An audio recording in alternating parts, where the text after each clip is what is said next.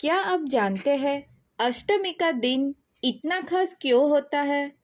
जब माता पार्वती राक्षसों से युद्ध कर रही थी, तो उनका रूप अत्यंत उग्र और काला हो गया। इसी रूप को महाकाली कहा जाता है। युद्ध के बाद माता ने अपने शांत स्वरूप को पाने के लिए तप किया और ब्रह्मा जी के आशीर्वाद से मानसरोवर में स्नान किया। तभी उनके शरीर से एक दिव्य शक्ति प्रकट हुई, कौशिकी, जिसने शुंभ और निशुंभ जैसे शक्तिशाली राक्षसों का अंत किया। इसके बाद माता अपने पवित्र और शांत रूप में प्रकट हुई, जिन्हें हम महागौरी के नाम से जानते हैं। कहा जाता है कि अष्टमी के दिन माता महागौरी की पूजा करने से हर दुख दूर हो जाता है। बस सच्चे दिल से याद करो, माता हमेशा आपके साथ रहेगी।